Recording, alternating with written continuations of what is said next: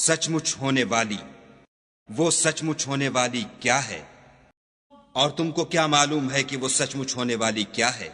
وہی کھڑکھڑانے والی جس کو سمود اور عاد دونوں نے جھٹلایا۔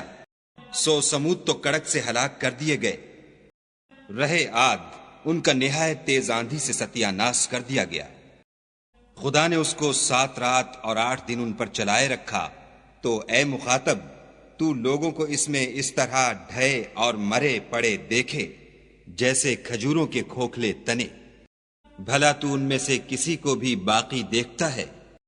اور فرعون اور جو لوگ اس سے پہلے تھے اور وہ جو الٹی بستیوں میں رہتے تھے سب گناہ کے کام کرتے تھے۔ انہوں نے اپنے پروردگار کے پیغمبر کی نافرمانی کی تو خدا نے بھی ان کو بڑا سخت پکڑا۔ جب پانی طغیانی پر آیا تو ہم نے تم لوگوں کو کشتی میں سوار کر لیا تاکہ اس کو تمہارے لیے یادگار بنائیں اور یاد رکھنے والے کان اسے یاد رکھیں۔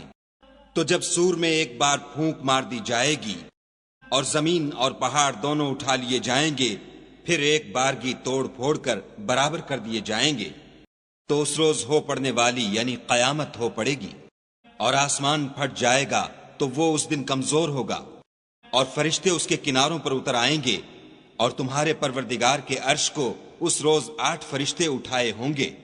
اس روز تم سب لوگوں کے سامنے پیش کیے جاؤ گے اور تمہاری کوئی پوشیدہ بات چھپی نہ رہے گی۔ تو جس کا اعمال نامہ اس کے داہنے ہاتھ میں دیا جائے گا وہ دوسروں سے کہے گا کہ لیجئے میرا نامہ اعمال پڑھیے، مجھے یقین تھا کہ مجھ کو میرا حساب کتاب ضرور ملے گا۔ پس وہ شخص من مانے عیش میں ہوگا، یعنی اونچے اونچے محلوں کے باغ میں جن کے میوے جھکے ہوئے ہوں گے۔ جو عمل تم ایام گزشتہ میں آگے بھیج چکے ہو اس کے صلے میں مزے سے کھاؤ اور پیو۔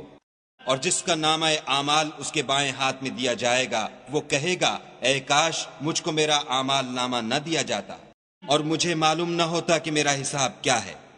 اے کاش موت ابد الآباد کے لیے میرا کام تمام کر چکی ہوتی، آج میرا مال میرے کچھ بھی کام نہ آیا، ہائے میری سلطنت خاک میں مل گئی۔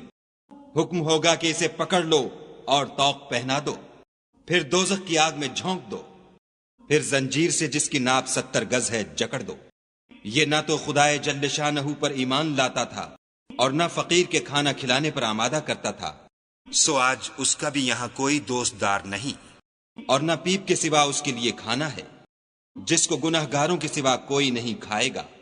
تو ہم کو ان چیزوں کی قسم جو تم کو نظر آتی ہیں اور ان کی جو نظر نہیں آتی، کہ یہ قرآن فرشتہ عالی مقام کی زبان کا پیغام ہے، اور یہ کسی شاعر کا کلام نہیں مگر تم لوگ بہت ہی کم ایمان لاتے ہو، اور نہ کسی کاہن کے مزخرفات ہیں لیکن تم لوگ بہت ہی کم فکر کرتے ہو۔ یہ تو پروردگار عالم کا اتارا ہوا ہے۔ اگر یہ پیغمبر ہماری نسبت کوئی بات جھوٹ بنا لاتے تو ہم ان کا داہنا ہاتھ پکڑ لیتے، پھر ان کی رگے گردن کاٹ ڈالتے، پھر تم میں سے کوئی ہمیں اس سے روکنے والا نہ ہوتا۔ اور یہ کتاب تو پرہیزگاروں کے لیے نصیحت ہے، اور ہم جانتے ہیں کہ تم میں سے بعض اس کو جھٹلانے والے ہیں، نیز یہ کافروں کے لیے موجب حسرت ہے، اور کچھ شک نہیں کہ یہ برحق قابل یقین ہے۔ سو تم اپنے پروردگار عز و جل کے نام کی تنزیہ کرتے رہو۔